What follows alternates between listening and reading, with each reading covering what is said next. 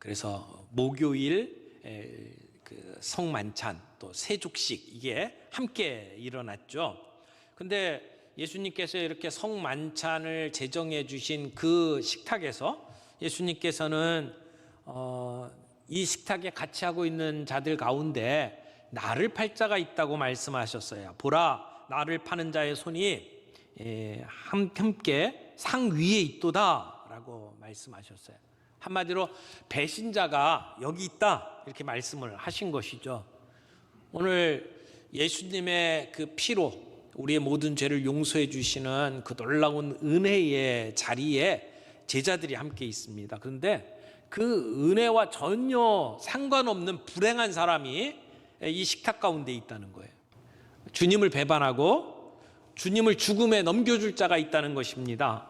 제자들에게 얼마나 충격적인 말이었겠습니까? 그러니까 제자들이 술렁거립니다. 주님, 저는 아니지요. 이렇게 이야기하면서 내가 아닌 것을 예수님께 확인받고 싶어 했습니다. 뿐만 아닙니다. 그들 가운데는 누가 범인이냐? 이렇게 범인을 색출하려고 하는 그런 이야기도 함께 있었을 것입니다. 그런데 누가 범인이냐라고 하는 것을 따지던 그 대화가 이상한 곳으로 흘렀습니다. 오늘 본문을 보니까 우리 가운데 누가 가장 크냐라고 하는 주제로 옮겨갔습니다. 정말 부적절한 논쟁이죠. 근데 오늘 이 논쟁 속에 우리 주님께서 하나님의 나라가 어떤 나라인지를 우리에게 보여주셨습니다. 우리가 이 세상 속에서 어떻게 살아야 될지에 대해서 말씀해 주셨습니다. 오늘 주님이 주신 말씀 내용을 가지고 세 가지 관점에서 함께 은혜를 나누기를 원합니다. 첫 번째는 성공의 사다리를 뒤집으신 예수님.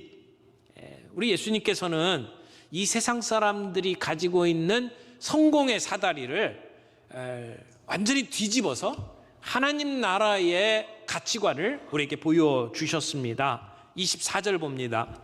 또 그들 사이에 그중 누가 크냐라고 하는 다툼이 난지라.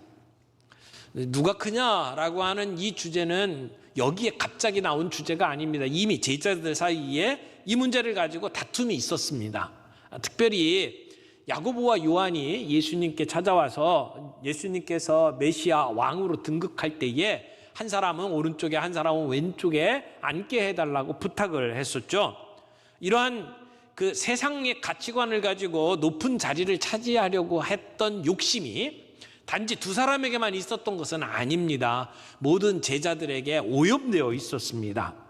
그래서 앞부분에서는 예수님의 충격적인 그 말씀에 누가 예수님을 팔자냐라고 색출하는 이야기를 나누다가 지금 갑자기 우리 중에 누가 가장 큰 자냐라고 하는 주제를 가지고 시비를 붙었습니다. 아마 이 논쟁의 발단을 가만히 생각해 보면 예수님 앞에 나는 아니지요. 자기의 충성심을 보여주면서 자기가 예수님을 팔자가 아니라고 하는 것을 강조하기 위해서 이야기를 하다가 우리 가운데 그럼 누가 정말 큰 자냐 이런 주제로 옮겨간 것으로 보입니다. 하지만 제자들 사이에서 지금 누가 가장 큰 자냐라고 하는 주제를 가지고 논쟁하는 것이 이 시간처럼 부적절한 때가 없었을 것입니다. 여러분 정말 성만찬을 나누는 예수 그리스도께서 우리를 위해서 자신의 몸을 내어주신 그 엄숙한 자리에서 이런 싸움을 해야만 했겠습니까? 이 논쟁이야말로 정말 거룩한 순간에 찬물을 끼워버렸어요.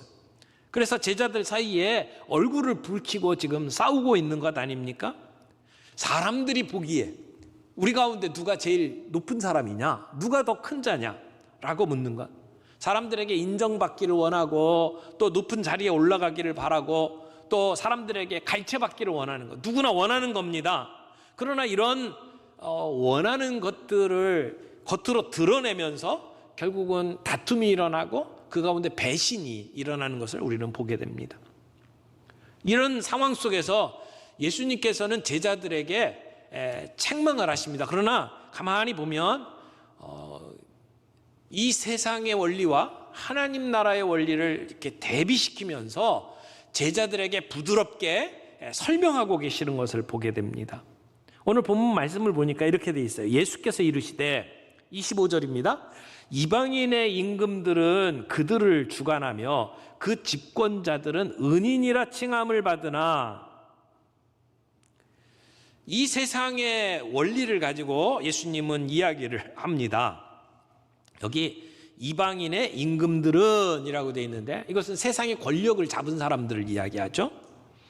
예수님 당시에 세상의 권력을 잡은 사람들이 어떻게 하는지를 이야기를 하는 거예요. 이 세상의 권력자들은 그들을 주관한다라고 하는 것은 권세를 바란다라고 하는 얘기죠. 그 당시에 이런 군주들이 명령을 내리면 토를 달 수가 없었어요. 그저 무조건 복종해야만 했습니다. 이것이 주관하는 것입니다. 그리고 은인이라 칭함을 받으나 라고 되어 있는데, 이 이방인들이 은인이라고 칭함을 받는다라고 하는 것은, 이 은인이라고 하는 것은 선을 행하는 자들이라는 뜻이에요. 그래서 이 권력자들이 백성들에게 선행을 베푼 것에 대해서 정말 잘하셨습니다. 우리 왕이야말로 우리의 구원자입니다. 우리의 은인입니다. 이렇게 칭찬받기를 원했다는 것이죠. 이 은인이라는 용어야말로 세상의 권력자들이 그렇게 듣기를 원했던 칭호입니다. 심지어 폭군들조차도 사람들이 자기에게 은인이라고 칭하기를 원했던 것이죠. 그래서 사람들을 억압하고 소수의 권력자들에게 모든 특권을 다 주면서 그렇게 정치를 하면서 아주 정말 조금 사람들에게 이렇게 은혜를 베풀어 놓고는, 그리고는 사람들이 자기를 향해서 은인이라고 이야기하기를 원했다는 것이죠. 정말 불공평하게 악을 행하면서도 사람들에게 칭송받기를 원했던 그 당시에 이 권력자들의 모습을 이야기를 하는 거예요. 예수님은 이런 세상 권력자들이 가지고 있는 이런 행위들을 예를 들어서 그들의 권력이 얼마나 헛된 것이냐, 거짓된 것이냐라고 하는 것을 드러내 보여주셨습니다. 그러면서 26절에 뭐라고 말씀하십니까? 너희는 그렇지 않을지니. 여기서 너희는 하나님 나라의 백성을 이야기하는 거죠. 예수님의 제자들을 얘기하는 겁니다. 하나님의 나라는 이 세상의 원리와 같지 않다라고 말씀을 하는 겁니다. 예수님의 나라는 그렇게 굴러가지 않습니다. 어떻습니까? 여기 너희는 그렇지 않을지니, 너희 중에 큰 자는 젊은 자와 같고 다스리는 자는 섬기는 자와 같을지니라. 진정한 권세가 뭐냐? 그것은 이 다스린다라고 하는 것은 섬기는 거다. 예수님은 그렇게 가르쳐 준 겁니다. 큰 사람, 어른이 뭐냐? 젊은 사람과 같이 되는 것이다. 이게 무슨 얘기예요? 큰 자는, 그리고 나이가 많은 사람들은 늘 어른 대접받기를 원해요. 권세를 가지고 있는 사람들은 사람들에게 칭송받기를 원해요. 그러나 하나님 나라에서는 사람들 위해 군림하려고 하는 것이 그게 진정한 지도자가 아니다. 나이 많은 사람 앞에 선 젊은 사람처럼 자신을 낮추고 겸손하고 섬기는 자가 되어야 그게 하나님 나라의 가치에 맞는 것이다 라고 가르치는 것이죠. 그래서 하나님 나라에서는 다스리는 자는 섬겨야 한다는 것이죠. 내가 사람들에게 이렇게 섬김을 받으려고 하는 것이 아니라 그가 섬겨야 된다. 이게 하나님 나라의 가치다라고 말씀을 하는 거예요. 누가복음 본문 안에는 예수님이 제자들의 발을 씻겨주신 사건을 기록하지 않고 있습니다. 마태, 마가, 누가 공간복음에는 없는데 요한복음에 그 내용이 기록이 되어 있어요. 그래서 오늘 본문을 정리하면서 요한복음 말씀을 좀 우리가 함께 생각하면서 바로 이어지는 사건을 함께 정리해 보기를 원합니다. 두 번째로 생각하는 부분이 뭐냐면 뒤집힌 나라를 보여주신 예수님의 모습입니다. 이것은 요한복음 13장에 나타나는데요. 요한복음 13장 3절부터 이렇게 쭉 이어지는 말씀을 살펴보면 예수님께서 제자들에게 어떤 모습으로 보여주셨는지가 나타납니다. 자, 4절 말씀, 요한복음 13장 4절 말씀을 좀 읽어드립니다. 저녁 잡수시던 자리에서 일어나 겉옷을 벗고 수건을 가져다가 허리에 두르시고 이에 대야에 물을 떠서 제자들의 발을 씻기시고 그 두르신 수건으로 닦기를 시작하여. 이 유대 지역은 굉장히 건조한 지역이죠. 그래서 참 먼지가 많습니다. 사람들이 어디를 이렇게 다니면 이 신발을 샌들 같은 것을 신고 다니거든요. 그래서 발에 먼지가 참 많이 붙습니다. 어느 집에 들어가게 되면 먼저 해야 되는 일이 발을 씻는 거예요. 그래서 그 발을 씻을 수 있도록 그 집에 가장 낮은 종이 사람들이 이렇게 올 때마다 발을 씻겨주는 일을 했습니다. 그런데 예수님께서 지금 이 6월절 만찬 자리에서 예수님이 직접 그 종의 모습을 하고 제자들의 발을 씻겨주신 것입니다. 그래서 겉옷을 벗고 수건을 가져다가 그리고 허리에 두르시고 그리고 제자들의 발을 씻겨주신 거예요. 만왕의 왕, 온 세상의 모든 권세를 쥐고 있는 그 예수님께서 지금 제자들 앞에 무릎을 꿇으셨습니다. 그리고 그의 발을 씻어 주십니다. 예수님께서 제자들의 발을 씻겨주신 것은 이 땅에 종으로 오신 예수님의 모습을 가장 대표적으로 보여주는 모습이죠. 예수님이 낮아지셔서 얼마나 낮아지셨는지를 보여주는 대표적인 모습입니다. 하늘과 땅의 모든 존재가 그 예수님 앞에 무릎을 꿇어야 하는데 그 예수님이 종이 되어서 제자들 앞에 무릎을 꿇으셨습니다. 그때 베드로가 예수님께 이야기를 하죠. 예수님 절대 그럴 수 없습니다. 종의 리더십, 서번트 리더십 이렇게 표현을 하죠. 오늘 우리는 예수의 제자로서 섬기도록 부름받았다라고 하는 것을 기억해야 합니다. 오늘 제가 강단에 서서 여러분과 함께 말씀을 나누는 것은 권세를 부리는 게 아니죠. 주님께서 여러분을 말씀을 가지고 섬기라고 했기 때문에 말씀으로 섬기는 것일 뿐입니다. 오늘 교회 장로들을 세우신 것은 여러분을 섬기라고 뽑은 것이죠. 오늘 우리가 어떤 존재로 부름받았는지를 잊어서는 안 됩니다. 이 섬김의 리더십은 테크닉이 아닙니다. 마음이 중요합니다. 그들에게 어떤 필요가 있는지를 눈여겨보고 그 필요를 채워주는 섬김이 있어야 합니다. 상대를 향한 사랑이 있을 때에 이 섬김의 리더십을 발휘할 수가 있습니다. 섬길 때는 내가 섬기는 사람의 상태를 잘 봐야 해요. 이 발을 닦아준다고 하면서 대야에 물을 담아왔는데 얼어붙을 만한 차가운 물을 가지고 발에 툭 담겨놓으면 어떻게 될까요? 그건 섬기는 게 아닙니다. 발이 될 정도로 뜨거운 물을 가지고 발을 닦아주겠다고 다 달려들면 안 되지요. 상대방이 지금 어떤 상황에 있는지를 아주 예민하게 바라볼 수 있는 눈이 섬기는 사람들에게 필요합니다. 여러분, 섬기는 사람은 이타적인 삶을 살아야 해요.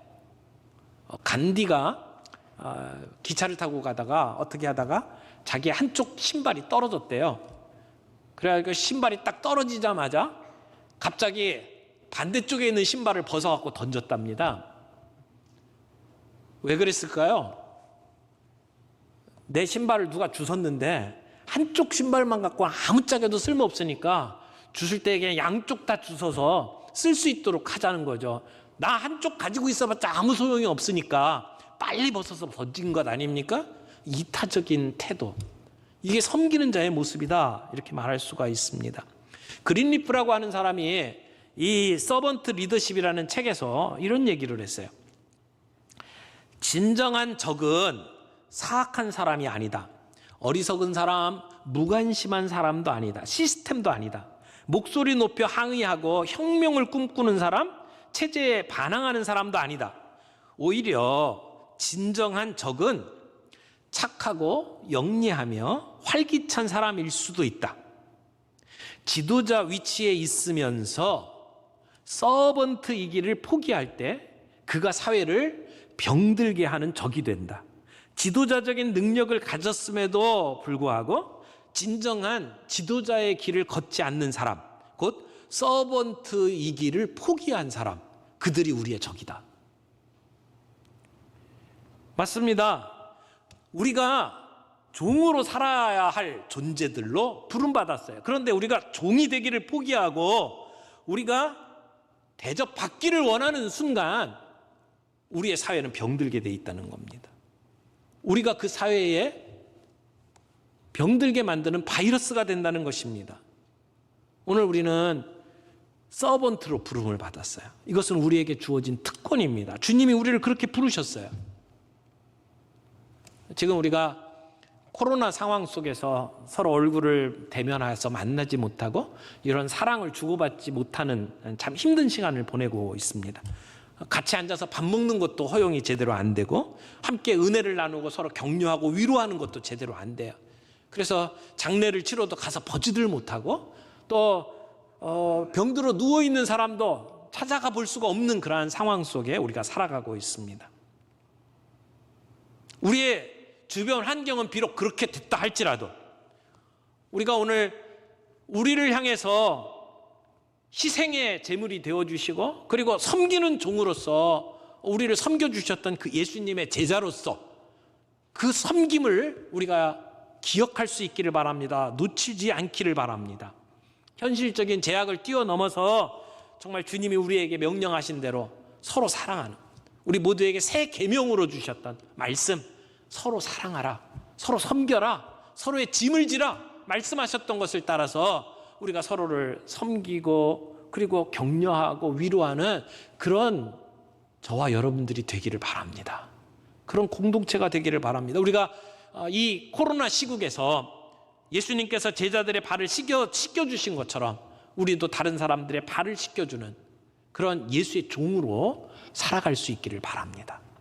자, 세 번째 우리 생각할 부분은 오직 은혜만을 구하도록 도전하시는 예수님의 모습을 보게 됩니다. 다시 누가복음으로 돌아옵니다. 누가복음 22장 31절부터 말씀을 보게 되면 예수님께서 베드로에게 이야기를 합니다. 시몬아 시몬아 보라 사탄이 너희를 밀 까부르듯 하려고 요구하였으나 그러나 내가 너희를 위하여 내 믿음이 떨어지지 않기를 기도하였노니 너는 돌이킨 후에 내 형제를 굳게 하라. 예수님께서는 베드로의 실패를 예고하십니다. 예수님께서는 지금 시몬 베드로에게 직접 경고하고 있는 겁니다. 베드로가 가지고 있는 자신의 의지와는 달리 사탄이 베드로를 채에 밀 까부르듯 해서 결국은 넘어뜨릴 것이다 라고 예수님은 예고하시는 겁니다. 예수님은 베드로가 실패할 것을 알고 있었습니다. 베드로만이 아닙니다. 제자들 모두가 예수님을 버리고 떠날 것을 예수님은 알고 계셨습니다. 그런 제자들의 실패를 알고 계시는 주님께서 지금 베드로를 위해서 기도하고 계십니다. 여기 사탄이 너희를 밀가부르듯 하려고 요구했다라고 했는데 예수님께서는 그러한 시험 속에 베드로가 실패할 것을 알고 있었어요. 그러나 그런 실패 속에서 베드로가 완전히 믿음을 내어주는 자리까지 가지 않기를 기도하고 있는 것입니다. 저들이 비록 주님을 부인하고 주님을 버리고 도망할지 모르지만 그런 상황 속에서도 그들의 믿음이 버려지지 않도록 그들의 믿음을 지킬 수 있도록 주님은 그들을 위해서 기도하고 계시는 겁니다. 여기에 주님의 사랑이 담겨져 있습니다. 그들을 향해서 불쌍히 여기시는 마음이 이 안에 담겨져 있죠. 여러분, 베드로가 예수님을 모른다고 3번씩이나 부인했지만 그 실패는 그게 마지막이 아니었습니다. 그것으로 완전히 끝난 게 아닙니다. 예수님은 언제나 용서할 준비를 하고 계셨습니다. 이거야말로 우리 모두를 향한 굿뉴스 아닙니까? 복음 아닙니까? 우리가 실패할 수 있습니다. 그러나 주님은 언제나 우리를 용서하려고 기다리고 계십니다. 예수님 팔아먹었던 가룟 유다가 있죠. 예수님 모른다고 부인한 3번씩이나 부인한 베드로가 있죠. 그런데 베드로가 유다와 같이 비참한 종말을 맞이하지 아니한 이유가 뭡니까? 베드로가 유난히 예수님을 더 사랑했나요? 이 베드로가 더 유난히 경건의 자리에 이르렀나요? 그렇지 않습니다. 베드로와 다른 제자들이 똑같이 유다와 같이 예수님을 배반했음에도 불구하고 그들이 다시 주님 앞에 나아갈 수 있었던 것은 여전히 그들을 사랑하시며 그들을 위해서 기도하시는 예수님의 기도가 있었기 때문이다. 그걸 보여주는 거예요. 나중에 예수님께서 베드로를 찾아오셔서 내가 나를 사랑하느냐라고 물어보실 때 주여 그러하외다. 내가 주님을 사랑하는 줄 주께서 아십니다라고 뻔뻔하게 다시 주님 앞에 나올 수 있었던 이유가 뭡니까? 그들이 다시 주님 앞에 돌아올 수 있도록 아버지께 부탁하신 주님의 기도 그리고 그분의 변함없는 사랑 때문이었다는 것입니다. 그렇지만 베드로는 그 순간에도 이야기를 해요. 주님, 내가 주님과 함께 감옥에도 가고 죽는 데까지도 같이 가겠습니다. 그렇게 각오했습니다. 다른 성경에 보면 다른 사람은 다 주를 버릴지라도 나는 주님을 버리지 않겠습니다. 그렇게 고백을 해요. 그 시간에 그의 마음이 거짓이라고 생각하지 않습니다.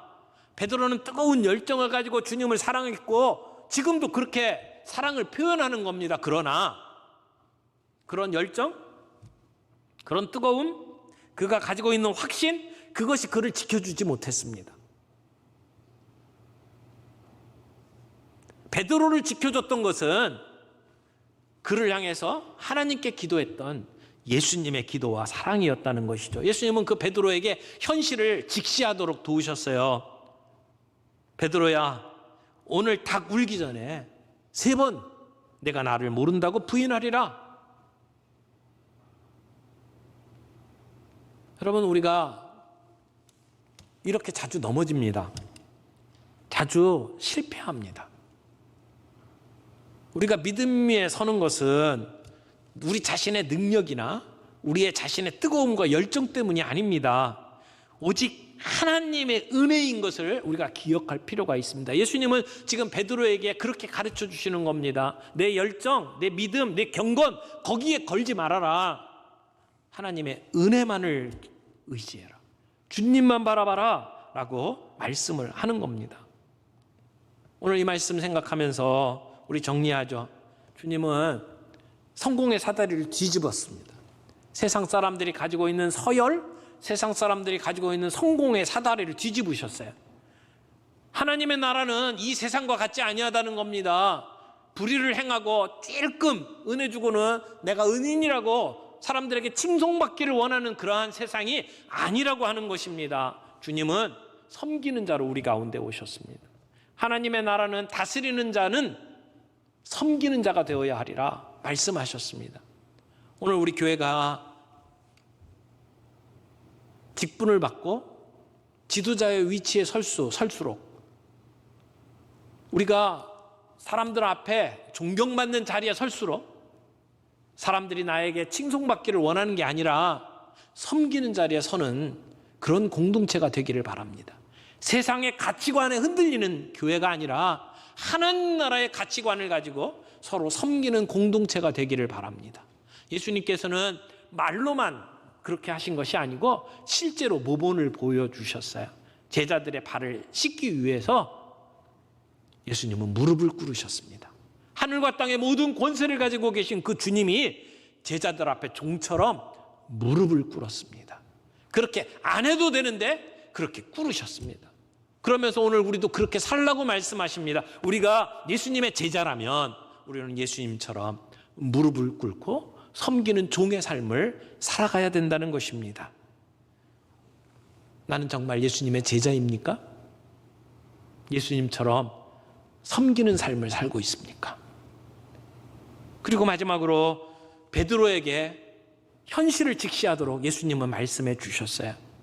그가 가지고 있는 경건, 그가 가지고 있는 열심을 기대지 말고 주님의 은혜만을 구하라고 말씀하셨습니다. 오늘 우리가 믿음 안에 설 수 있는 것은 우리의 능력, 우리의 경건, 우리의 실력을 의지해서 될 것이 아니라는 것입니다.